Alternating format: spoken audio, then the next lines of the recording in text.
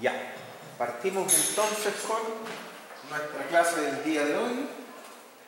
Estábamos viendo las columnas, ¿cierto? Alcanzamos a ver conceptos generales del hormigón armado sísmico, ¿cierto? Y el concepto fundamental del hormigón armado sísmico básicamente es confinar el hormigón, con la única intención de que tenga una capacidad de deformación mucho mayor antes del colapso.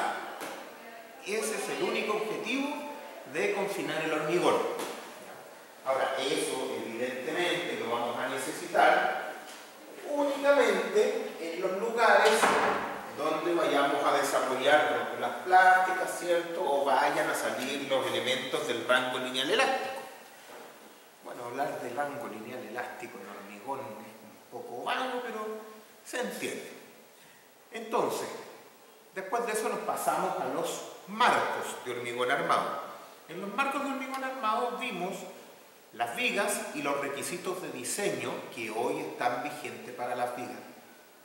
Hay una cosa que vale la pena comentar, y es que si bien desde el punto de vista netamente formal, nosotros acá en Chile tenemos que usar la NSH 430 corregida por el decreto 61, y eso nos permite el uso de ACI 318 del 2008 con las correcciones que impone la norma NSH 430, siempre tenemos el asunto de que ¿qué es bueno ocupar? ¿El conocimiento más actualizado o el conocimiento formal? ¿Cierto? Aquí hemos visto que con lo formal ya tenemos un piso y que menos que eso no vamos a usar. Pero hablamos, ¿cierto?, al principio del curso que si en ediciones posteriores del código de uso formal vienen requisitos más exigentes, es muy razonable considerarlos, aunque no sea obligatorio. Lo que no es razonable es lo contrario, ¿cierto? O sea, si en las ediciones posteriores, en este caso de ACI 318, vienen requisitos más permisivos que los exigibles, no los voy a considerar porque me voy a meter en problemas formales. ¿Ya? En el caso de los hormigones, ¿cierto? Nosotros tenemos formalidad de ACI 318-2008, pero ha pasado harto rato desde el 2008 y hay cosas que han cambiado. En particular hoy día, ¿cierto?, en INN se está trabajando la actualización de la NSH 430 en base a ACI 318 del 2019. ¿Hola? ¿Qué significa eso? Que vamos a tener cambios o adaptaciones que son las correspondientes a la versión 2019 muy pronto. Siendo así, es muy razonable que desde ya nosotros usemos todo aquello que trae la versión 2019 que sea más exigente que lo que nos pide la versión 2008. No les voy a pedir eso para las tareas del curso, pero se los digo porque es importante para la práctica. Hay cosas que son particularmente importantes. Por ejemplo, ya se está permitiendo el uso de armaduras de alta resistencia. Que tengan alta resistencia tampoco significa que no tengan ductilidad esa pava, y hay que mirarlo con calma, porque normalmente nosotros decimos, oye, el acero de alta resistencia no tiene ductilidad. Sí, pero eso es de alta resistencia en serio, o sea, 10 toneladas por centímetro cuadrado, una cosa así. Alta resistencia nosotros estamos pasando, no sé, por los 4.200 tenemos 5.000 y tantos, 6.000, todavía queda alto. Entonces, podemos pensar que las barras de alta resistencia sí tienen menor ductilidad, pero eso no significa que no las podamos usar. Sobre todo porque en el hormigón armado nos hemos dado cuenta que nunca el estiramiento del acero ha sido el problema. El problema siempre ha sido el hormigón, la capacidad de formación del hormigón. ¿Sí?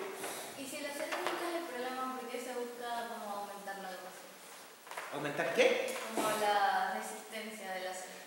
Nunca ha sido el problema desde el punto de vista de la deformación. Pero si yo tengo más resistencia en el acero, le puedo poner menos acero.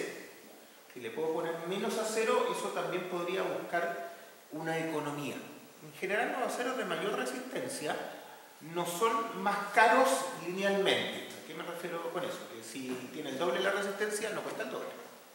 Cuesta un 10% más, un 20% más. Y eso podría significar que yo tenga un ahorro usando aceros de más resistencia. ¿Ya? Lo mismo nos pasa con los aceros estructurales, ¿cierto? Los aceros, por ejemplo, el que se usa más con distancia, pero eso a esta altura ya es un vicio de la práctica, es el A36. Bueno, un acero a 572 grados 50 puede costar entre 0 y un 20% más. Claro, alguien dirá, entonces comprémoslos donde cuesta 0 más. No, no es tan así, depende del proyecto, depende de las disponibilidades. Y muchas veces pasa que las maestranzas, sobre todo las extranjeras, tienen en stock acero a 572 grados 50 y le dicen, bueno, yo se lo cobro a precio de A36, pero le doy un acero mejor. Ya, eso no es tan simple porque para elementos que requieren ductilidad eso es una pésima idea. Pero sí da la posibilidad de reevaluar las estructuras y a lo mejor sacar algún tipo de provecho de esa mayor resistencia. El acero de grado 50 tiene básicamente 1.5 veces la fluencia del acero de grado 36. Pero puede costar, como les digo, como máximo un 20% más. Entonces, claro, para elementos que fallan por pandeo no hay diferencia porque no voy a sacar provecho. Pero para elementos que no fallan por pandeo, sino que fallan por plastificación, que es la amplia mayoría, podría ser bastante interesante. Por ejemplo, las columnas son un buen elemento para usar acero de grado 50. Porque me salen un poquito más chicas, tengo las razones de ancho espesor, ¿cierto? Hacen que salga aún más chica, ¿cierto? Y eso me puede generar ahorros de espacio a veces. Entonces, por eso es bueno fijarse en estos cambios. No llegar y adoptarlos, porque también depende del mercado local. Pero es bueno saber más o menos para dónde va la cosa. Los aceros de mayor resistencia, no les vamos a decir de alta resistencia, pero de mayor resistencia en barras, son algo que está llegando. Y la verdad es que no tiene nada de malo. ¿Ya? Hay que mirarlo, ¿no? Hay que estudiar cuáles son los límites. Normalmente los límites van por el lado de la deformación, porque las longitudes de anclaje, claro, van a subir un poquito, pero tampoco tanto como para que no podamos anclar las barras. Ahora, uno de los temas, como les estaba diciendo, más importante que tiene la actualización de los ACI 318 es el corte, la resistencia a corte de diseño. El corte se está calculando en base a otros criterios y eso ha conducido a que en líneas generales la resistencia de diseño al corte haya bajado. Y ese es un problema. Evidentemente no en todos los casos baja, pero sí en muchos casos baja. Por lo tanto tengo que empezar a mirarlo con harto más cuidado. De pasadita también por ahí, porque hace un par de ediciones el ACI 318 se reordenó completo, ¿cierto? Entonces las cosas ya no están donde estaban antes, pero ese es un pelo de la cola. Lo importante es que un cambio de contenido sí ha habido. Y este tema del corte es uno de los más importantes, les insisto, porque la resistencia baja. Como la resistencia está bajando, desde ya es bastante razonable empezar a mirarlo, empezar a considerarlo, porque la norma, ¿cierto?, que está en el INN así lo considera también. Entonces, eso con el asunto del ACI 318. Otra cosa que es importante entender, porque en la práctica se da mucho, que la gente cree que todo lo de hormigón va al ACI 318. O sea, primero, no, eso es solamente para edificios. Pero hay varios ACI más, muchos más, por algo el 318 o el 318, ¿cierto?, que son para distintas cosas. En particular para diseño de fundaciones, de máquinas, de equipo. Hay otros ACI para diseño de estructuras que requieren durabilidad ambiental. Hay otros ACI. Entonces hay que tener harto cuidado con eso. No todo cae en el ACI 318. ¿Ya? Solo lo que tiene que ver con edificios en general. Bien. Seguimos con el asunto de las columnas. Habíamos empezado a conversar un poco de las columnas, ¿cierto? Nos encontramos con el primer problema, que es la curva de interacción. La curva de interacción, ¿cierto?, empieza a aparecer aquí, a diferencia de las vigas, porque las vigas se caracterizan por no tener carga axial o tener una carga axial que es relativamente despreciable. No tienen ni compresión ni tracción. Eso hace que la cosa sea bastante fácil. Porque cuando nos acordamos de la curva de interacción, nos damos cuenta que la resistencia flexural depende de la carga axial. Y eso es un problema. Esencialmente porque sabemos que nuestros análisis lineales elásticos no nos conducen a tener una carga axial confiable. Malo. ¿Cómo entonces llegamos a tener la carga axial? En la gran mayoría de los casos no la vamos a tener. Lo que se ocupa en la práctica, y esto podría cambiar dependiendo de la oficina y dependiendo de lo que vayan permitiendo nuestras normativas, ¿cierto? Lo que se ocupa es pensar que la carga axial se mueve entre un PU máximo y un PU mínimo, definido en principio por las combinaciones de carga que consideran el estado sísmico reducido. Sabemos que eso está malo, sabemos que las cargas reducidas no existen, nunca han existido, únicamente son para diseñar los fusibles. Por lo tanto, lo único que sabemos es que ese rango está mal. Pero sabemos que el rango no puede ser más chico, tiene que ser más grande. Desde ese punto de vista es un inicio. Yo les decía, cuando necesitamos revisar cosas como el criterio columna fuerte, viga débil, lo que me interesa es que la columna resista lo menos posible. Y ahí estamos medio jodidos, porque entonces necesitaríamos tener el PU mínimo, que podría ser 0 o podría en algunos casos ser tracción. Y mientras va bajando la carga axial y se transforma en tracción, la resistencia flexural va bajando. Entonces, verificar el criterio columna fuerte, viga débil no es tan fácil. ¿Ya? Mucha gente lo que dice es, mira, voy a considerar que la carga axial es 0 porque eso es relativamente conservador. No sé. No es malo, es un buen criterio, pero no garantiza que en realidad se esté cumpliendo el criterio. Desde el punto de vista de calcular el PSUE, yo les decía que es el corte por capacidad. Una vez que yo ya le puse las armaduras a la columna y sé que la armadura, o sea que la columna no debería fallar por corte, entonces puedo calcular el PSUE diciendo, mira, voy a rotular plásticamente la columna arriba, abajo calculo el corte, como si fuera viga, como si fuera el PSUE de una viga. Alguien dirá, oye, pero es que va a salir un corte gigantesco. Sí, sale un corte gigantesco, que además es conservador, porque yo sé que va a ser menos que eso. Sí, también es cierto, no sabe cuánto menos, pero sabe que va a ser menos. Lo que se ha visto, y esto podría no ser bueno en el 100% de los casos, pero lo que se ha visto es que la armadura que usted va a tener que poner por confinamiento en una columna es grande. Por lo tanto, la forma de trabajar esto siempre es, primero ponga la armadura por confinamiento y después verifique para el corte. Muchas veces, una amplia mayoría de las veces, el PSUE por capacidad puede ser tolerado por las armaduras de confinamiento y por lo tanto no tiene sentido afinar más porque usted no puede poner menos armadura. Ahora, ¿cuál es el tema? ¿Con qué momentos probables calculo yo el PSUE? Porque otra vez, esos momentos probables, momentos esperados en la columna, van a depender del nivel de carga axial que tenga la columna. Pero ahora, a diferencia del criterio de columna fuerte, viga débil, donde me interesa la resistencia flexural mínima, aquí me interesa la resistencia flexural máxima. Y la resistencia flexural máxima sí existe, sí está definida. Por lo tanto, para calcular el PSUE, yo sí podría decir, mira, voy a considerar que estoy en el punto de balance porque ese es el que maximiza la resistencia flexural y con eso yo calculo el PSUE. Entonces con eso yo podría estar bastante protegido armando mi columna al corte o verificando mi columna al corte. ¿Ya?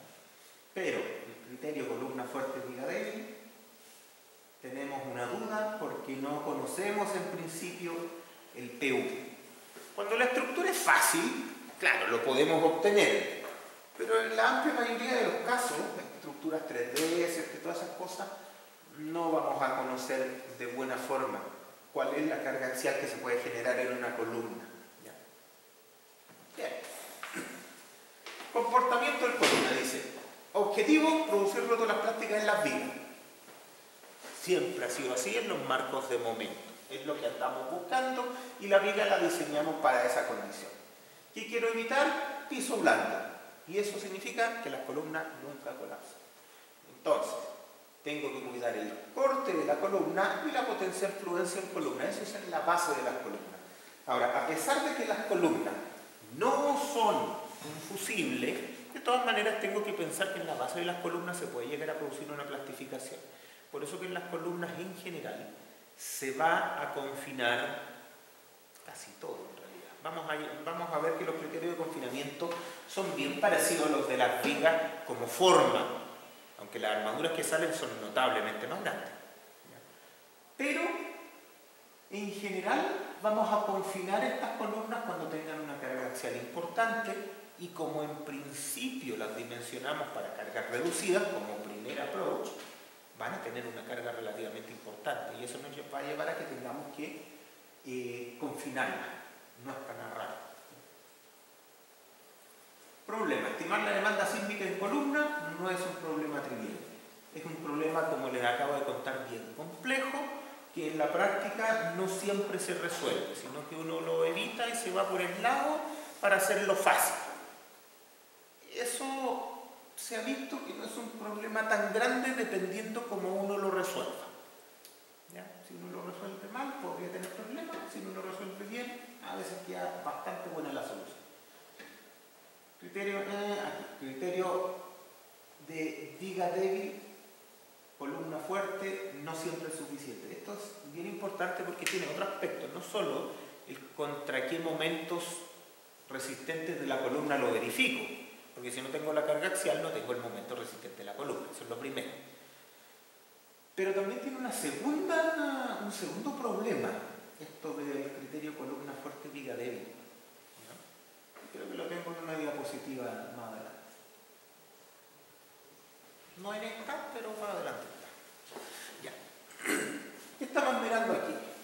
Estamos viendo cómo debería yo verificar el nudo. El nudo es muy parecido a la zona panel que vimos en los elementos de acción. La verdad que es la misma cuestión, simplemente que aquí hay un hormigón armado. Entonces, cuando yo aíslo esta zona, ¿cierto? Por ejemplo, esa zona, para verificar qué pasa en este sector, me voy a encontrar con un diagrama de cuerpo libre de este tipo. ¿Ya? Entonces, si lo llevo a las caras de los nudos, claro, llegan los momentos por las vigas y llegan los momentos por las columnas. Ojo que por las columnas llega carga axial, por las vigas normalmente no. También hay unos momentos V sub C. ¿Ya? Entonces, vamos a hablar del V sub C. Bueno, hablemos al tiro del V sub C. Ese V sub C es el corte que está en la columna fuera del nudo.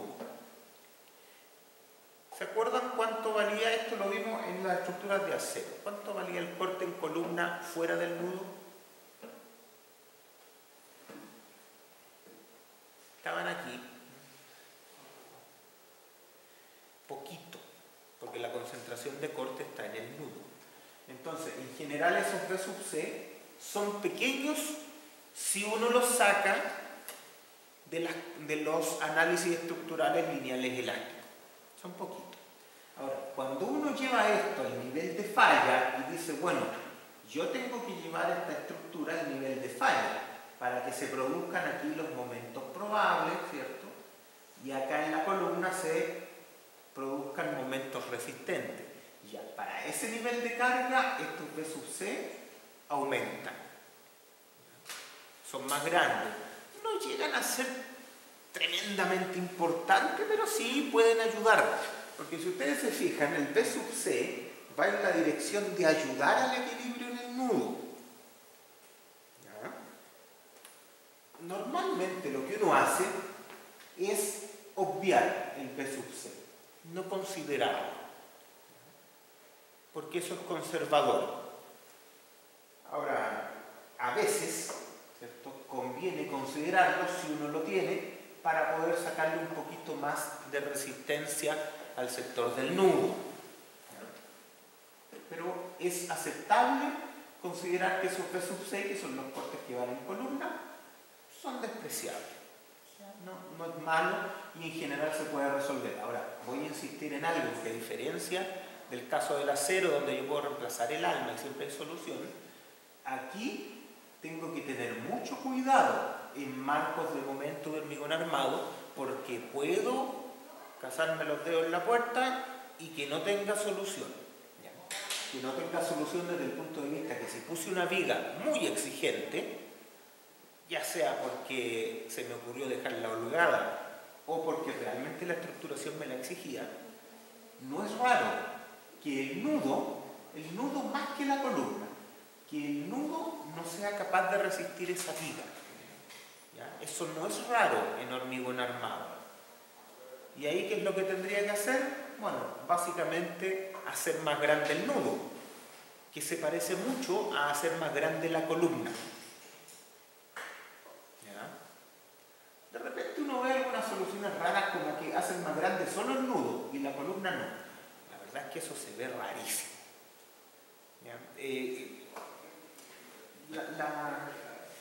La verdad es que los requisitos llevan a cierto equilibrio, y si usted tiene una columna de 40 por 40 y no le da el nudo, lo más probable es que usted haya necesitado una columna de 50 por 50.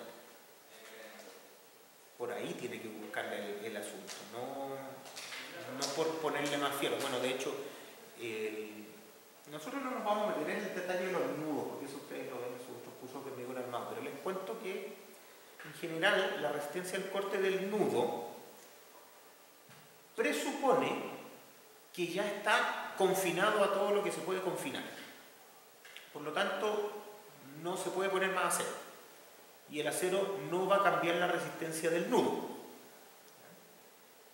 Ojo, eso es porque ya está confinado.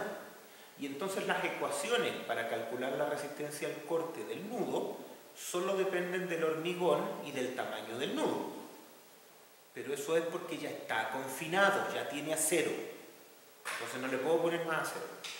Bien, la resistencia del hormigón ya la tengo elegida, así que no puedo mover mucho.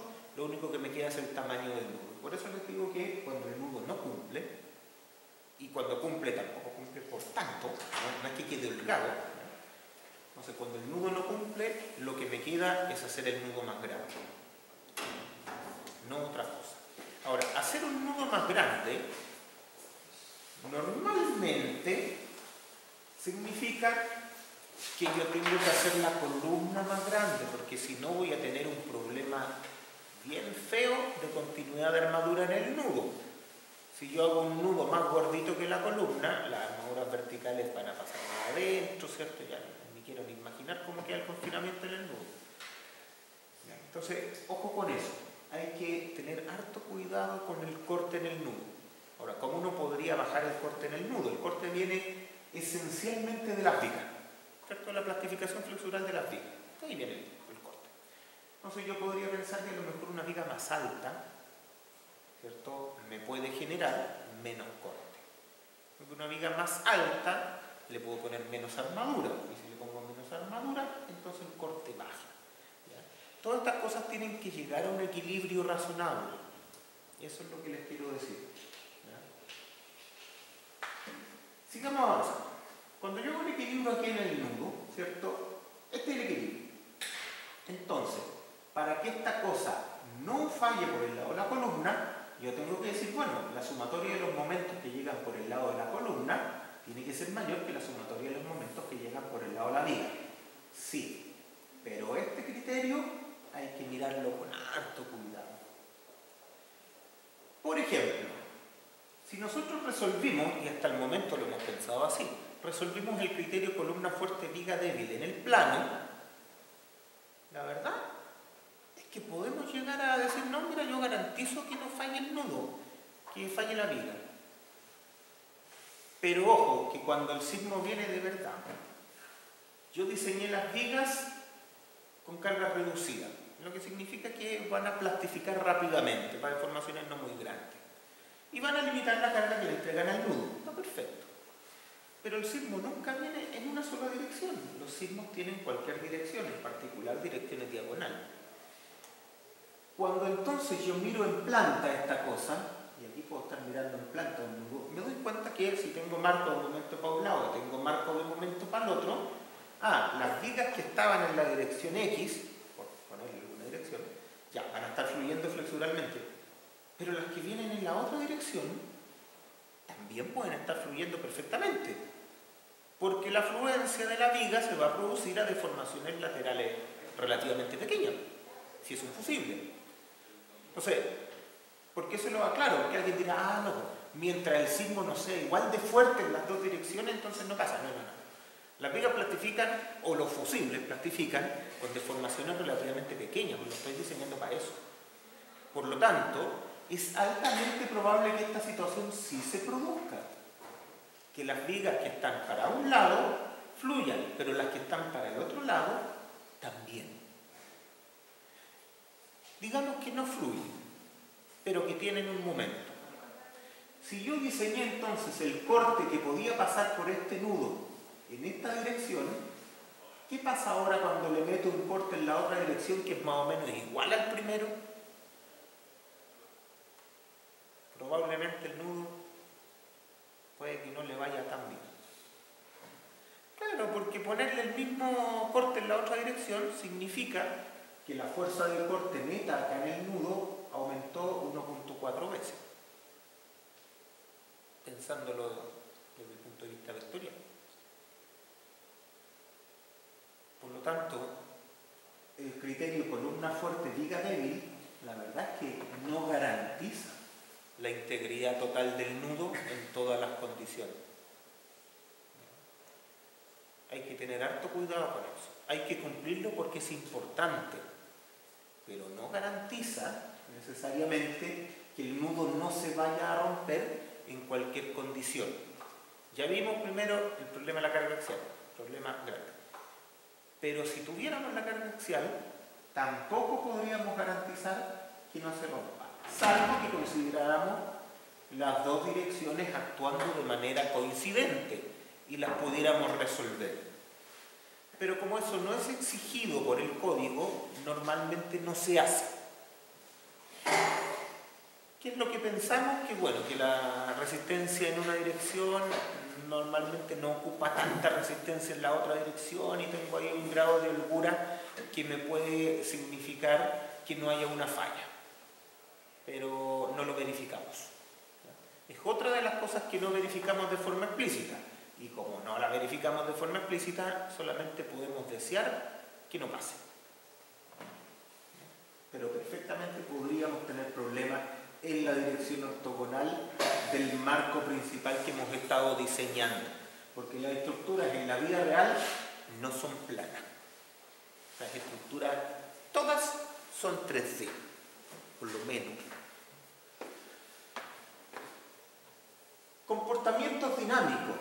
Cuando yo tengo, ¿cierto?, un comportamiento dinámico del edificio, cuando yo tengo una respuesta en el tiempo, me tengo que dar cuenta que la dinámica no lineal, o lineal también, es distinta a la estática. ¿Ya? Cuando yo tengo un edificio y lo empujo para el lado, me voy a dar cuenta que los diagramas de momento en viga y columna se parecen mucho a lo que hay acá.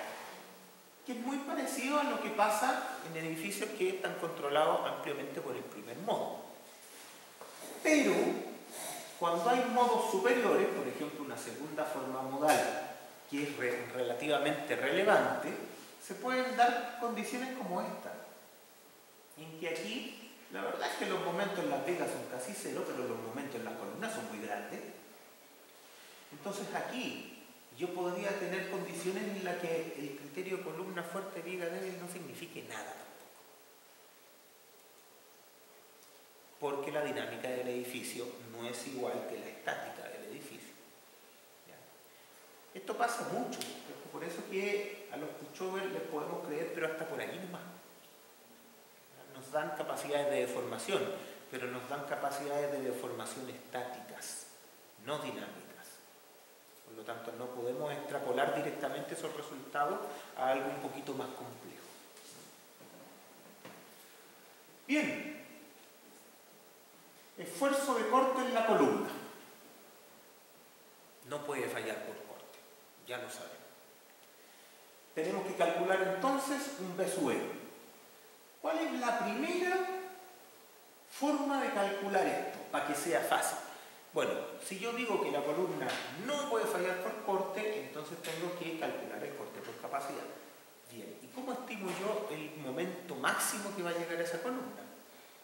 Bueno, podría ser con un análisis inelástico, tiempo, historia, ¿cierto?, de desempeño, algo bien complejo, o poner una condición que no es real, pero que me sirve, y es decir, mira, voy a suponer que la columna plastifica abajo y arriba flexuralmente, y con eso voy a evaluar el B sub E.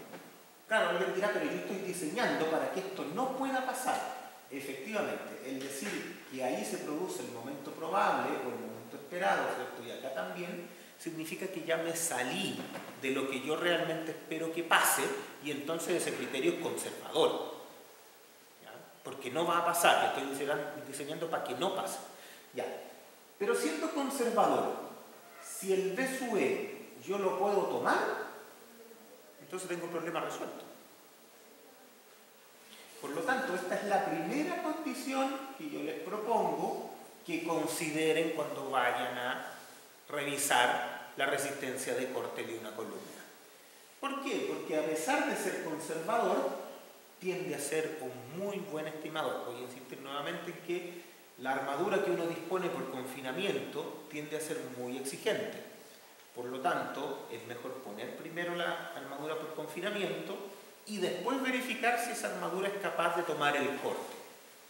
En una amplia mayoría de casos, sí, es así. Es más, puede tomar este corte.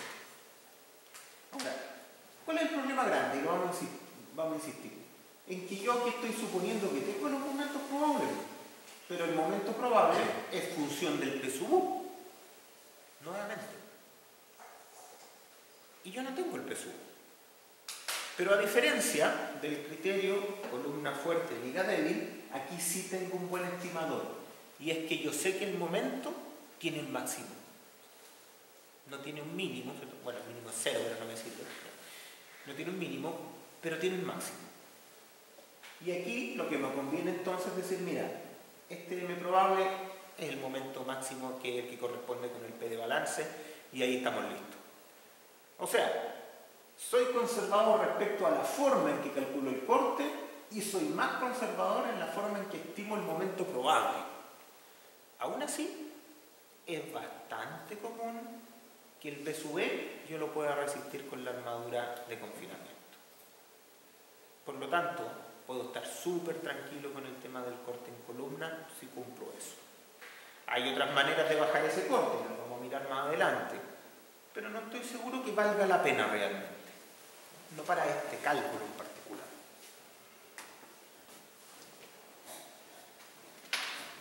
Estimación del esfuerzo axial.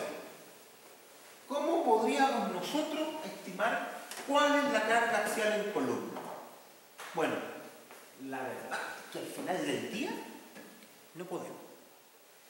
Porque como les dije en su momento, ¿cierto? Y en la ayudantía hay un ejercicio por ahí que ya debería salir en esta ayudantía o en la siguiente, donde se evalúan esas curvas de momento-rotación en función de la carga axial. Y ahí ustedes van a confirmar, ¿cierto?, que la rigidez flexural depende de la carga axial. Mientras más carga axial, la columna es más rígida flexuralmente. Significa que toma más carga. O sea, las columnas que tienen más compresión tienen más rigidez flexural. Y las columnas que tienen menos compresión tienen menos rigidez, o sea, toman menos momento. Y eso yo no lo voy a ver en mi análisis.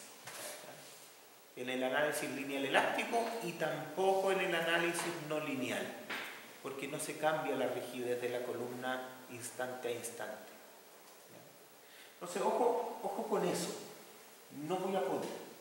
Pero si dejo un poco afuera este problema del cambio de rigidez flexural dependiente de la carga axial, sí podría hacer un análisis no lineal de mi edificio asignando las rótulas plásticas a las vigas, porque yo ya conozco las vigas, ya las diseñé, ¿cierto? Entonces podría poner la rótula plástica aquí que corresponda y con eso hacer un análisis más detallado, ¿cierto? A lo mejor ahí sí me sirve un pushover, ¿cierto? Podría hacer un pushover con esto y con eso voy a llegar a cuál es la compresión máxima que se genera en columna.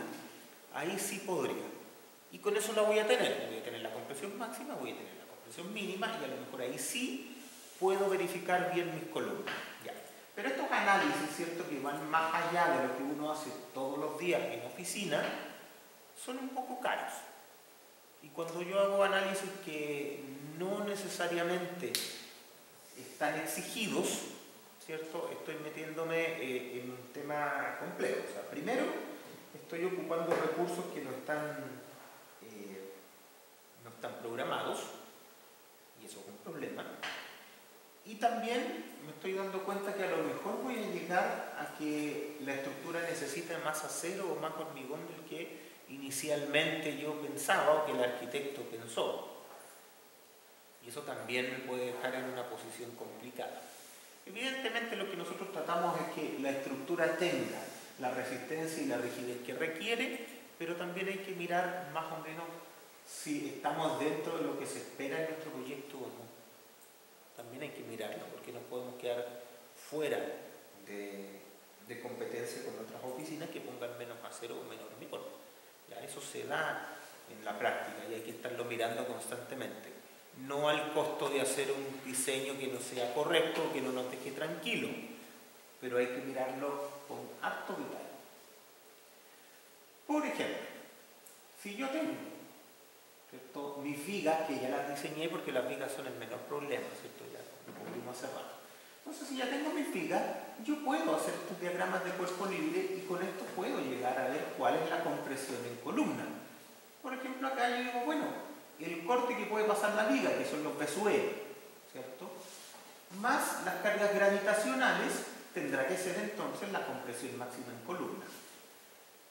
Ya, en general eso es bueno. Y acá con los B para el otro lado, menos, ¿cierto?, las cargas que van para abajo, tendrá que ser la compresión mínima o la tracción máxima en columna. Lo puedo llegar a determinar. Pero en este monito, ¿cierto?, nosotros nos damos cuenta que son 2 vanos con 4 pisos y ya es medio jodido, ya es medio molesto. Entonces, claro, hacer esto a mano es una lesera, es molesto. No da el tiempo y no da las ganas. Entonces, por eso que uno tiene que tener harto cuidado con estos asuntos que yo les digo. En particular, con el tiempo uno va agarrando ciertas mallas y mira, voy a estimar más o menos de la columna con unas cargas que sean un poquito mayor, pero que no sean necesariamente las cargas, ¿cierto?, de un análisis no lineal, porque no voy a hacer un análisis no lineal si no me están obligando, porque es más caro. ¿Bien? Entonces uno va tomando ahí algunos resguardos. Yo aquí lo único que les puedo decir es que es importante saber que la carga axial que uno espera en la columna no es la de las cargas reducidas y que esa variación que uno tiene es la mínima. Entonces, ¿qué consecuencias tiene para el diseño? Como les decía, para el corte en columna, si voy a usar diseño por capacidad, yo voy a usar el momento de balance, no me interesa porque voy a tener el momento máximo. Pero para el criterio columna fuerte, pica débil, voy a estar siempre por el lado de la inseguridad, usando las cargas reducidas. Entonces, ahí hay que tener cuidado. Y se los comento particularmente porque cuando uno diseña los nudos, no son fáciles. No es que el nudo quede trabajando el 50%. No, el nudo queda trabajando al 95%. Entonces, ahí es donde uno tiene que tener cierto criterio. O sea, que quede trabajando al 95% está bien, ok, pero si ya se le pasó y le queda trabajando el 110%, hay que agrandar esa cuestión. Ahí hay algo que no está funcionando. Vamos a ver ahora los requisitos de diseño explícitos. ¿Ya? Y para hacerlo fácil, ¿cierto?, todos los requisitos de diseño explícito, que son los requisitos geométricos, armadura, todas esas cosas están en las diapositivas, para que no tengan que ir directo a los códigos. Por esta vez, ¿cierto?, porque estamos en una época de transición de código, están todos acá. ¿Ya? Tanto los de las vigas como los de las columnas están todos en las diapositivas. ¿Ya? Bien, ¿qué es lo primero? ¿Qué es una columna? Es un elemento que tiene carga axial. ¿Qué carga axial? Bueno, si la viga necesitaba menos del 10%, esta será la que tiene más del 10%. Y ojo, que en edificios esto se cumple fácil, que el PSU sea más del 10%, pasa siempre. Pero en estructuras industriales no. Los pedestales normalmente tienen una carga axial que es menos del 10%, porque los pedestales se ponen por necesidades geométricas, para que quepa la columna de acero y quepan los pernos de anclaje. Entonces el pedestal tiene una sección transversal que es mucho más grande de lo que necesitaría por esfuerzo. Entonces es bastante común que eso no se cumpla y entonces el pedestal podría ser tratado como viga.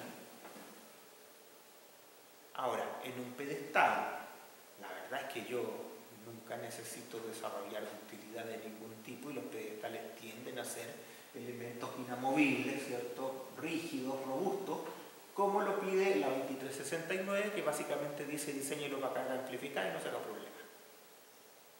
¿Ya?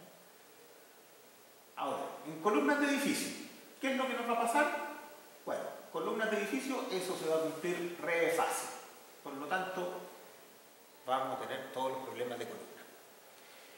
Tener una compresión de más del 10% no significa que tengamos una compresión baja. Esto más del 10% es harto.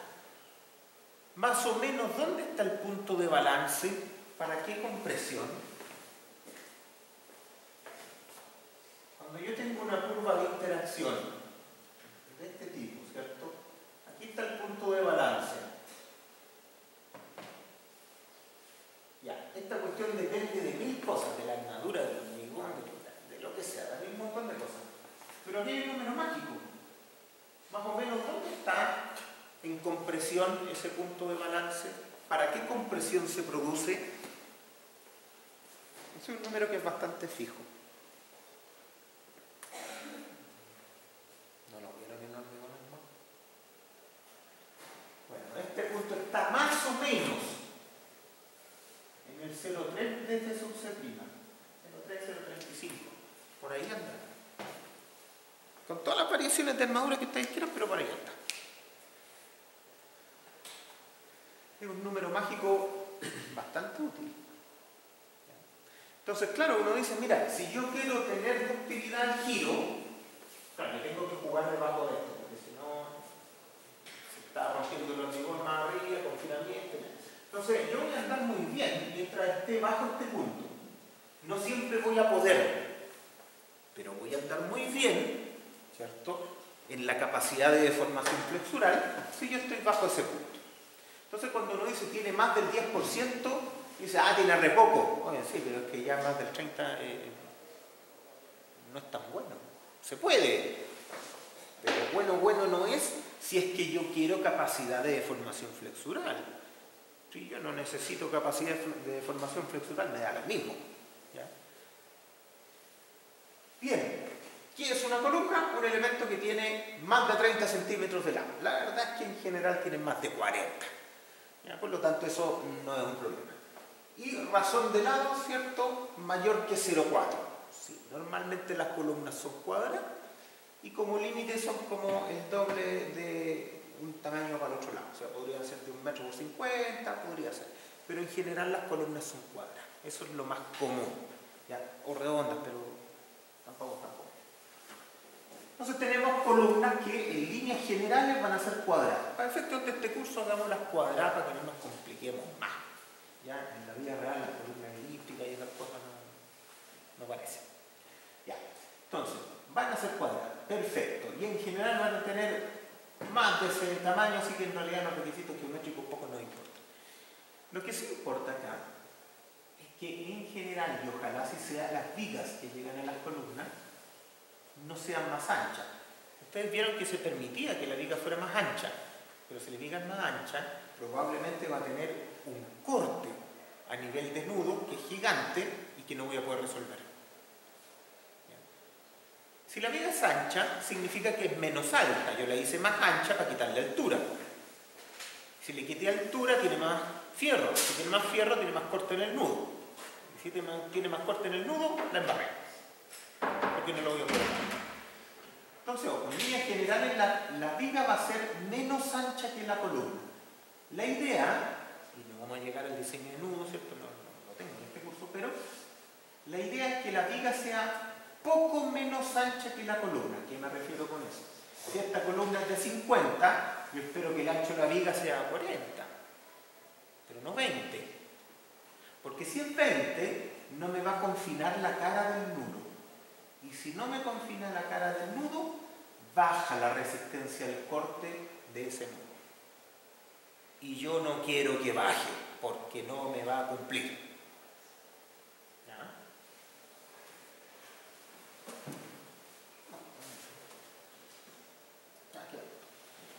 No va a cumplir. ¿Ya? Entonces, cuidado con las vigas. Las vigas tienden a ser más altas que las columnas. O sea, si la columna es de 50, no es fácil, la viga puede ser de 60, 70, no hay problema. ¿Ya? Pero en general son un poquito más angostas, no tanto para que sigan confinando la cara del nudo. Todo esto tiene que tener un cierto equilibrio. ¿Ya? Estas cosas funcionan así.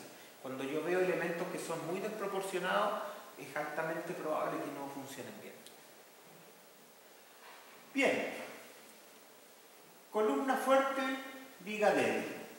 ¿Cuál es el criterio? ¿Qué es lo que me dice el código? Dice, mire, usted tiene que tener que la sumatoria de los momentos que vienen por la columna sea mayor a 1.2 veces los momentos que vienen por las vigas. Ya, pero aquí tengo que ver qué significan esas cosas, qué son los momentos que vienen por las vigas y qué son los momentos que van por la columna. Dice, ¿qué es la sumatoria de momentos en columna? Dice, la suma de los momentos nominales. Ya, por el lado entonces, para el criterio columna fuerte, viga débil, son los momentos nominales de la columna, no lo he esperado. Después para el corte sí van a ser los probables, pero aquí no, son los nominales, o sea, confluencia nominal. Ya, los momentos nominales que llegan al nudo, por arriba y por abajo. Bien. La resistencia a flexión de la columna debe calcularse para la fuerza axial mayorada congruente con la dirección de las fuerzas laterales consideradas, que conduzca a la resistencia a la flexión más baja. ¿Y eso qué es? Porque si se dan cuenta no dijo nada. Dijo básicamente, hágalo bien y hágalo con cuidado. Porque no se puede decir mucho más. Ahora que ustedes pasaron por este curso saben que la carga congruente solo la puedo evaluar con un análisis que considere la plastificación. No puedo evaluarla de otra manera. ¿Ya? Pero hay gente que ha entendido que la carga congruente es la que viene de las combinaciones de carga. Para mí es absolutamente claro que no es así. Esencialmente porque esa carga no existe. ¿Ya? Pero hay gente que lo entiende así. Ahora, el problema práctico, ¿cuál es? Es que yo no tengo la carga congruente. Tendría que hacer un análisis pushover, un análisis inelástico, una descarga manual. Es complicado tener la carga congruente. ¿Qué es lo mejor que puedo hacer? Cambiarlo por la carga mínima. Pero la carga mínima de mis combinaciones, porque es lo único que tengo. Y esa carga mínima, yo lo único que tengo claro es que no es la mínima, que la mínima va a ser menos que eso. Por eso que les digo que aquí normalmente la gente dice, ¿sabes? Voy a considerar que la carga vertical en la columna es 0, al criterio columna fuerte, viga débil. Y entonces estoy paseándome por aquí por el eje. Pero eso no necesariamente es conservador, porque la columna puede tener tracción. Y si tiene tracción, la resistencia flexural baja aún más y baja rápidamente. Entonces, esta parte es bien difícil. ¿Ya? ¿Cómo hago esto? La verdad, no sé. ¿De una forma fácil? No. Entonces, por eso, en vez de hacerlo complicado, lo hacemos fácil aunque esté mal. ¿Ya? Pero tengamos conciencia de que lo estamos haciendo mal por lo menos. Después, en las vigas, suma de los momentos resistentes nominales. Ya también son nominales los de las vigas, ¿ya? Que llevan evaluada en la cara del nudo, En vigas T, el refuerzo de la losa dentro del ancho efectivo puede suponerse contribuyente. Este es un problema grande porque todas las vigas son T. Pero todas las vigas de hormigón armado tienen losa arriba, por lo tanto lo que está diciendo acá, no se le olvide que en el ancho colaborante del ala superior está lleno de fierro. Y ese fierro hace que la demanda de corte en el nudo sea grande, pero además la demanda flexural en la viga también puede ser grande. Entonces aquí nos dice, ok, considere los nominales, bien, no necesariamente los probables, pero pídale un 1.2. ¿Qué es un 1.2? Que tampoco es tan grande. Esto en general se puede cumplir, no es tan difícil, pero sepan, por todo lo que ya hemos visto, que a pesar de que lo esté cumpliendo, no estoy garantizando que el nudo no vaya a fallar. Primero por el tema de la mala elección del M de la columna, porque no tengo la carga axial, y segundo, por el tema de la potencial, no, más que potencial, por la garantía de que el sismo va a ir en las dos direcciones. Entonces, tengo ese problema.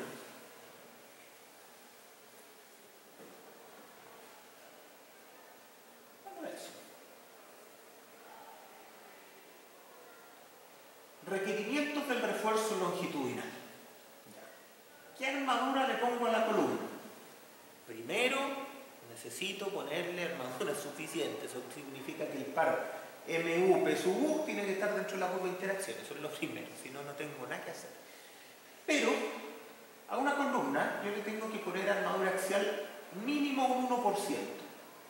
Desde el punto de vista estático puedo llegar hasta el 8%, desde el punto de vista sísmico puedo llegar hasta el 6%. Lo que les puedo decir es que si ustedes le tratan de meter un 6% a una columna, buena suerte. Pero en la práctica no funciona. El 2% anda bien, quizás el 3% es aceptable. Cuando usted ya va llegando al 4% no le caen los fierros, no le pasan las piedras del hormigón, no le cruzan los fierros que vienen de la viga. Tiene que darse cuenta que cuando ya tiene como un 4% necesita una columna más grande.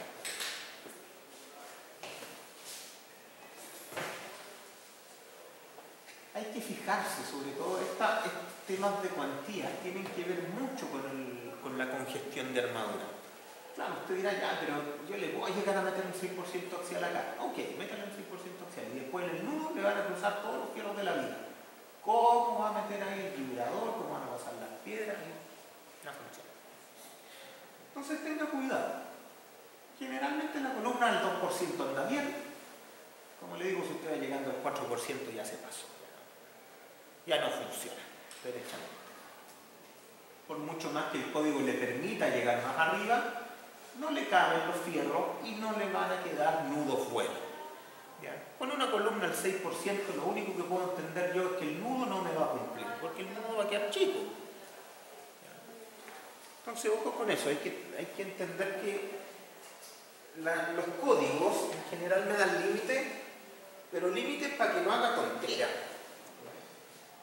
Siempre es mucho mejor entender lo que estoy haciendo y por qué lo estoy haciendo. ¿Ya? Si yo lo entiendo, voy a poder resolver de una manera muy, muy razonable y efectiva. ¿Ya? Y en este caso, cuidado, no se pase de un 4% como mucho, ojalá hasta un 3%. Empalme, dice, se permiten solo en la mitad central de la columna. Claro, porque esta es una zona bien sensible. Es una zona que podríamos pensar que es muy parecida a las zonas protegidas de los marcos de acero o las estructuraciones de acero que vienen. Es una zona muy sensible donde se van a producir plastificaciones, concentraciones de esfuerzo, ¿cierto? Entonces es razonable alejar los empalmes de ahí. ¿Ya? El espaciamiento de los estribos debe satisfacer las condiciones. Se permiten empalmes mecánicos con resistencia mayor a 1,25 FI. Eso hay que comentarlo un poquito. Como les decía, los códigos originales, el 318, permite usar empalmes mecánicos que resistan 1,25 veces la fluencia. Eso tiene un tema, y es que las barras las tiene que empalmar en algún lado, o mejor dicho, no, las tiene que empalmar es la palabra. Las puede empalmar por traslapo, o las puede empalmar con empalmes mecánicos, manguitos que se le llama.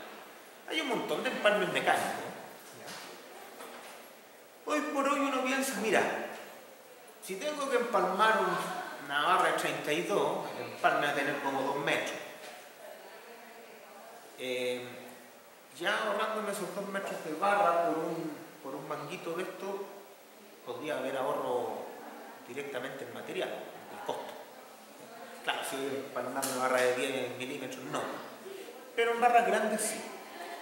Pero además de este tema del empalme, el empalme tan largo, sí está este asunto de que los manguitos o las uniones mecánicas son bastante más cómodas para uso en terreno. Entonces se están usando mucho. Eso con la unidad mecánica se refiere como a los hilos que juntan los dos. Sí, son piezas mecánicas para empalme, manguito. Y hay un montón de formas y hay varios proveedores. ¿Cuál es el problema grande? Que por lo menos a mí me ha tocado un problema de validación acá, desde el punto de vista que todos estos elementos mecánicos vienen validados de afuera, de Europa, de Estados Unidos, y no tienen validación local. Nosotros, ¿cierto?, tenemos nuestros estudios, nuestros códigos también, y la 430 reconoce que en realidad la fluencia para la cual deberían ser diseñadas estas cosas no es 1.25, sino que es 1.4 del yielding nominal para las barras que nosotros usamos. Y eso exige un poco más estos manguitos, pero también hay que pensar en cómo se validan los ensayos, porque si bien nosotros decimos, mira, deberíamos pedirle en vez de 1.25, 1.4, y es discutible si habría que pedirle, pero digamos que sí. Por lo menos lo que yo he validado para uso sin ningún asco son los ensayos a rotura. Cuando tenemos ensayos de origen a rotura, la verdad es que nosotros nos quedamos con la idea de que, claro, el manguito empalma mucho más del 1.4 del yielding y podemos quedarnos muy tranquilos con eso. Entonces, claro, si tenemos ensayos validados a rotura, aunque sean de otros países, eso sí nos sirve. Porque significa que entonces el manguito pudo traspasar por lo menos en barras normales 6342 en vez del 1.4 del 4.2, traspasó por lo menos los 6,3 y sabemos que el 6,3 por RT.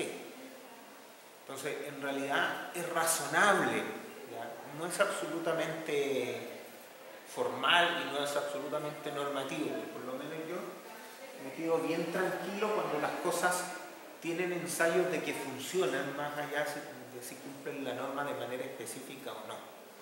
¿Ya? No son ensayos que están validados en Chile por Vintud, Villiers o SESME, pero son ensayos internacionales que me llevan a que el producto puede empalmar mucho más de lo que se necesitaría. Y eso es bien razonable. Ahora, es un empalme, sigamos pensando que es un empalme, no lo voy a poner en la zona de rótula plástica, no se trata de que porque sea un empalme mecánico, entonces yo sí lo puedo poner en cualquier parte, no. Los empalmes mecánicos o empalmes de traslapo o empalmes de cualquier tipo van en las zonas de empalme, no van en otro lado. Entonces, si a mí me dicen voy a cambiar un empalme de traslapo por un conector mecánico, yo feliz. Ahora, voy a poner el conector mecánico en la zona donde no se pueden hacer empalme, entonces no. Si el empalme mecánico reemplazo el empalme de traslapo, pero no por eso lo voy a poner en otro lado porque no garantiza el desarrollo de ductilidad o no ve ductilidad suficiente. ¿Ya?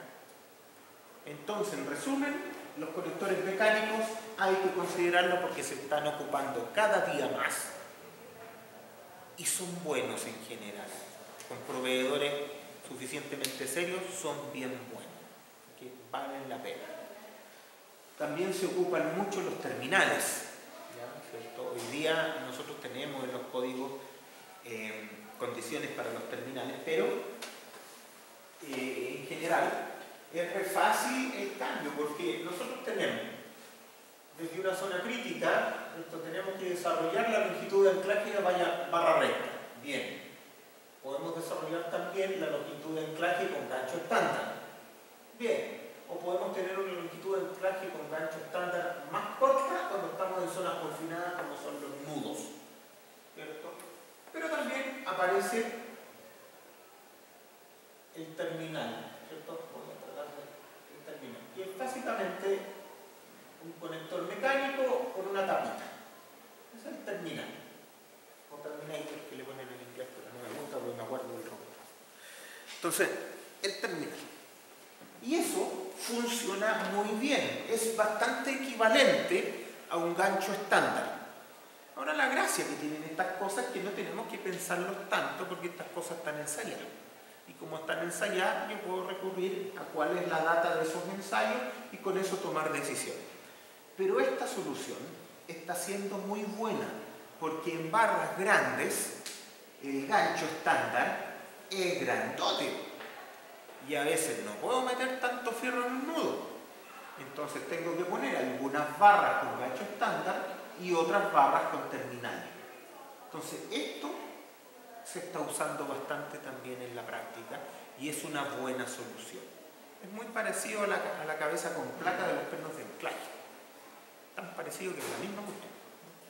Entonces, también denle una vuelta a eso. Hoy día ese tipo de piezas mecánicas están entrando muy fuerte en la práctica y la verdad es que son bastante buenas. Funcionan muy bien.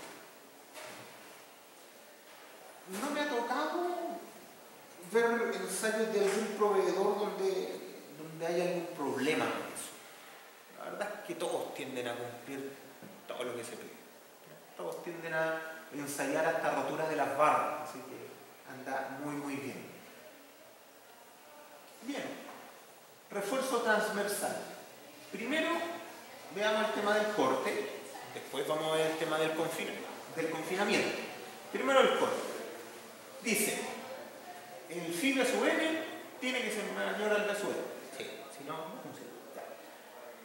Phi 0,75. El B sub n es la suma de los dos. Pero el B sub 0 tiene que ser 0 si simultáneamente se cumple. Veamos. El B sub n es mayor que el 0,5 del BN requerido. Perdón, el BN 0,5, ya, sí. El BN requerido. O sea, tiene una componente sísmica muy grande. Eso se cumple siempre. Porque el corte viene de ahí. El ciclo. Pero, dice, el P sub U es menor que esto dividido en 20. O sea, el P sub U es menor que el 5% de esto. Eso como que no se cumple mucho. Porque cuando yo estoy haciendo el B sub E, ¿cierto? Y como les decía, el primer candidato acá es el momento probable que tiene un P sub U que es del 0,30 del 0,3 F sub C prima. Aquí tengo el momento máximo. Entonces tengo compresión grande. Por lo tanto, ese no se tiende a considerar. Ahora, en general, es razonable decir, mira, voy a verificar primero con B sub C igual 0 y si funciona lo dejo hasta ahí. Si no funciona, lo tomo. Pero si funciona, lo dejo hasta ahí y no me preocupo. ¿Cuáles son los equilibrios a los que yo puedo llegar para determinar el corte? Primero, voy a partir de acá. Primero, el corte en la columna nunca va a poder ser menor que el B sub U, y el B sub U es el que viene del análisis estructural simple. ¿Ya? Ahora, este no controla nunca, pero si por alguna razón controlara, no puedo poner menos corte que ese. El segundo, que es el más correcto, por llamarlo de alguna manera, es hacer mi diagrama de cuerpo libre de la columna, ¿cierto? Y aquí considerar que las vigas llegaran a sus momentos probables, cosa que sí es verdad, las vigas llegan a sus momentos probables, y entonces acá yo tengo el momento y el corte en la columna por arriba y en la columna por abajo. Entonces, al hacer el diagrama de cuerpo libre de esto, yo voy a poder calcular cuál es el corte que toma la columna. ¿Cierto? Eso es re fácil. ¿Cuál es el problema? que esto de acá y eso de allá no lo tengo y me va a costar un montón encontrarlo. Podría, cuando la columna es simple, tiene 2 o 3 pisos, ahí es fácil, pero de ahí para arriba se complica. Entonces, claro, yo puedo hacer esto, pero no funciona, salvo que yo tenga mi modelo, ¿cierto?, con un análisis de desempeño. Entonces yo ya tengo la rótula plástica, ya hice el análisis tiempo-historia y básicamente leo directamente cuáles son las cargas que se generaron acá y estamos todos contentos. ¿Ya? Entonces si tengo el análisis de desempeño, eso lo tengo listo, ¿ya? Pero en líneas generales no lo tengo. Por lo tanto me queda esto, que es el criterio que hace un rato les dije, que es decir, mira, vamos a suponer que plastifica la columna arriba y abajo, y con eso calculamos el peso. Esto es más conservador que eso, por lo tanto me va a dar un corte mayor. ¿Es bueno o es malo? Depende. Si lo puedo resistir es suficiente y si no puedo es malo. Nuevamente, el problema es la carga axial. Ya, como no tengo la carga axial, voy a tener que suponer que ese M probable es el máximo. ¿Cuál es el máximo? Bueno, ese que está ahí. Y con eso voy a tener que la compresión entonces es del orden del 30% del F sub C', entonces a lo mejor tengo que usar el V sub C. Entonces alguien dirá, entonces se me da una segunda opción y es evaluar con carga cero, ¿cierto? Y ahí me va a bajar el V sub E, y ahí no voy a considerar el V sub C. También, tengo 2 opciones límite, ¿ya? Pero en general lo que nos usa es el máximo del momento probable y con eso calcula el V sub E. Ahora, tengo que insistir, verifiquen el corte después de que hayan dispuesto la armadura por confinamiento, porque la armadura por confinamiento es muy exigente y es bastante común que después yo, al verificar el corte por capacidad con una condición tan conservadora como esta, la cosa cumple igual. Y si no, a lo mejor le tengo que subir un fierrito, pero no mucho más. Requerimientos para refuerzo transversal, ahora confinamiento. Ya vimos cómo ponerle el corte, ahora vemos cómo se confina esta cosa. Y esto es bien importante y hay que entenderlo porque se cometen varios errores. Primero, la armadura de confinamiento va a ser un ASH. Así se llama la armadura por confinamiento. ¿Ya? Tiene esta forma, esa forma que está acá. Las columnas circulares me lo voy a saltar porque no me interesa. Pero tiene esta forma. ¿Cuál es el ASH? Y aquí es bien importante porque las columnas, ¿cierto?, tienden a ser cuadradas, pero miremos esta columna que es rectangular. El confinamiento en las columnas rectangulares va en 2 direcciones principales. Voy a tener un confinamiento en esa dirección y voy a tener otro confinamiento en esa dirección. Ahora, si la columna es cuadrada, va a ser el mismo, ¿ya? Pero en general, yo mido el confinamiento según dirección. Por ejemplo, yo tengo el estribo más perimetral, ¿ya?, el que engloba todo el núcleo. Y eso es lo que me va a definir, es el ACH, que es el área confinada o el área de núcleo. Dice, el área de hormigón confinado se considera hasta el borde exterior de los estribos. Claro. En el borde exterior, de ahí para afuera, se cae por recubrimiento, pero todo el resto es hormigón que considero confinado o hormigón de núcleo, da lo mismo. Entonces, básicamente voy a tener un área de núcleo que, como el recubrimiento no es tan pequeño, en realidad aquí se pierde. O sea, el área de núcleo puede ser fácil el 80% o menos del área total. ¿Ya? Pero bien, tengo aquí un hormigón de núcleo. Perfecto. Hago un corte acá, corto acá, en vertical. Y las armaduras que atraviesan ese corte son lo que yo considero A sub SH. En la otra dirección, si yo hago un corte acá, por ejemplo, acá, entonces el A sub SH en esa otra dirección será este fierro y este fierro, porque no hay más. Entonces, ojo con eso. Tengo que tener cuidado con las direcciones. Cuando las columnas son cuadradas, la verdad es que esto no me interesa mucho.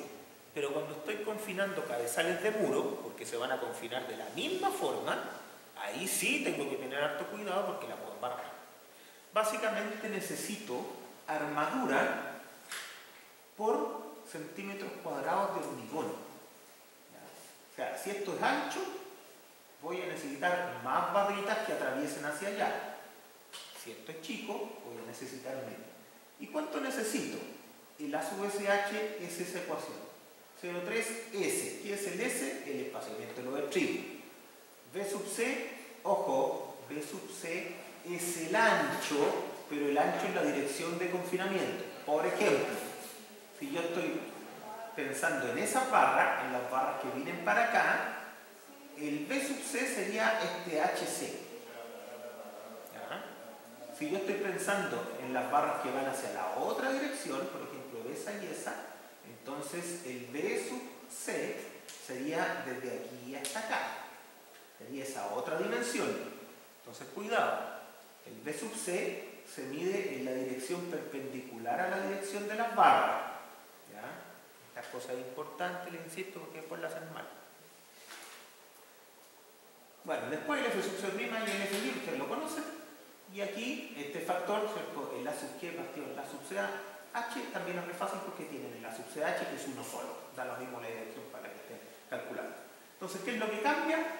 El B sub C, porque en general la separación de estribos es la misma en las dos direcciones.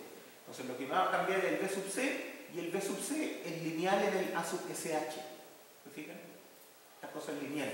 O sea, el doble del ancho necesito el doble de armadura de confinamiento. Listo. Re fácil. ¿Por qué? Porque este es confinamiento pasivo y el confinamiento va a trabajar en la medida que la carga axial sea más grande, el núcleo tienda a expandirse, con eso expande las armaduras y las armaduras empiezan a trabajar.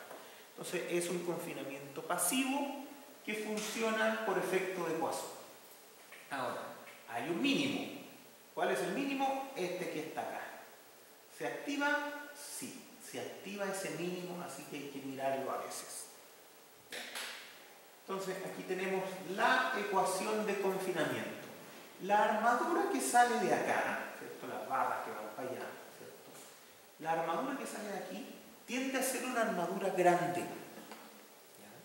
Y por eso que les digo, primero definan esta armadura de confinamiento y después verifican si la armadura que dispusieron para el confinamiento, el A sub SH, es suficiente para tomar el corte o no. ¿Ya? Normalmente es suficiente. Y si tienen que subir, a lo mejor suben un poquitito. ¿Ya? Pero lo más probable es que si lo hacen al revés, tengan mucho trabajo. Porque esta armadura, ¿cierto? Si les exige más que la que pusieron para corte, van a tener que redistribuir toda la de corte. Aquí se está viendo desde ya que en general las armaduras de confinamiento tienden a agarrar todos los fierros, que es bien razonable. Eso en la realidad no es tan así, a veces uno no los agarra todos, se pueden tomar uno por medio siempre y cuando tengan una cierta distancia. ¿Ya? Vamos a ver. Primero, ¿cuál es la separación? ¿Cierto? Separación máxima de los estribos de confinamiento. Dice, dimensión transversal menor dividido en 4. Ya, y eso siempre se busca. Acá, 6 filo longitudinal mínimo. Ya, o sea que si yo tengo barras axiales de 25, estaría separándolo más o menos 15 centímetros.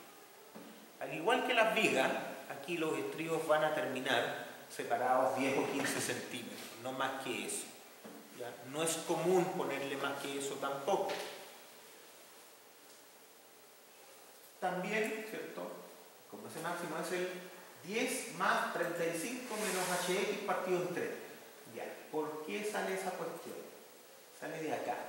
¿Cierto? Aquí tenemos el monito de una columna y cómo podemos confinar. Tenemos la armadura axial, ¿cierto? Una columna que no es rectangular. Tenemos los estribos perimetrales, ¿cierto? Recuerden que en general todos los ganchos van a ir hacia el núcleo. ¿Ya? Estos ganchitos de acá, si bien se aceptan en uno de los lados, no es la mejor opción. Porque cuando se pierde el recubrimiento, entonces esta patita se estira. Cuando esta patita está doblada hacia adentro, entonces queda dentro del núcleo y eso queda bastante seguro. Entonces, ojo con los ganchos a 90 grados, no son buena idea. Ya, aquí, por ejemplo, estas tres barras están agarradas, pero aquí hay barras que no. ¿Fíjate? Ahí agarro esa no, es así, esa no, es así. Eso también se puede dejar al menos, o al revés, como mucho, una barra sin apoyar. Pero se puede dejar únicamente si la distancia entre esta barra y esta barra es menor que 35. En general eso se cumple, porque cuando nosotros estamos confinando, las barras verticales tampoco las separamos mucho. También van a ir entre 10 y 15 centímetros, porque tenemos que confinar. Entonces, si tenemos que confinar, los estribos van más o menos 10 y 15, y las barras longitudinales también las separamos más o menos a 10 o 15, no van a llegar a 20. Si las separamos entre 10 o 15, la distancia entre esa y esa puede ser máximo 30. Veamos, ¿qué pasa si le ponemos aquí 30? Ya, entonces 35 menos 30 son 5. 5 dividido en 3 son como 1,5, 1,7, ya. Entonces me queda que ese 0 serían como 11,7, ya. O sea, si yo no agarro todas las barras longitudinales, voy a tener que poner más cerca los estribos horizontales. Esa es la conclusión. ¿Ya? Entonces, ojo, aquí hay un equilibrio entre cuánto separo las barras verticales que están efectivamente firmadas y cuánto separo los estribos. ¿Ya? Cuando tengo mucha carga axial, es razonable tomar todas las barras. ¿Ya? Cuando no es tanta, cuando la columna tiene un tamaño razonable, yo podría hacer estos saltos. Pero me estoy dando cuenta que aquí, de todas maneras, tengo que pagar algunos precios. En general, la separación de estribo, como les digo, va a ser 10 o 15. Uno no le pone 12,5, no le pone 13, esas cosas como que no van, porque la gente en terreno no se sabe la tabla del 12,5. Entonces es más difícil poner esas barras. Ahora, como uno tiene que tomar esas elecciones de separaciones discretas, también eso va a condicionar cuál es el A sub SH que pone. Por ejemplo, si yo quiero calcular el A sub SH1, que sería esa barra, esa barra, esa barra y esa barra, entonces tengo que usar el B sub C1. Y el A sub SH2, que es S, S y S, va a usar el B sub C2, que es el ancho que está perpendicular a la dirección de las barras. ¿Ya? Ahora alguien dirá, bueno, si tengo un estribo tipo rombo, ¿me sirven las dos direcciones? Le sirven las dos direcciones, pero no es 100% eficiente en las dos direcciones. Tengo que proyectar la fuerza que desarrolla en la dirección que corresponde. Por ejemplo, tengo un estribo que es de ese tipo y quiero evaluar el SH en esa línea, bueno, tendré que decir cuál es la fuerza que proyecta en esta dirección, ¿cierto? Y tendré que decir, bueno, es su área, la fuerza que corresponde a lo mismo su área, pero proyectada allá. Entonces, coseno del ángulo que salga ahí. Ahora, cuando estoy evaluando el otro, SH, también me sirve, pero ahora necesito la fuerza que pueda hacer hacia allá. Y esa fuerza será nuevamente el área transversal de la barra por coseno del otro ángulo, o seno del derecho. Entonces también me sirven los estribos cerrados inclinados, bueno, cuando tengo una columna cuadrada y le pongo un estribo al centro, la verdad es que no va a ser un rombo, sino que va a ser un cuadrado, y en realidad lo que va a sumar va a ser el área de la barrita por 0,7, ella es más directo, ¿cierto? Coseno y seno de 45.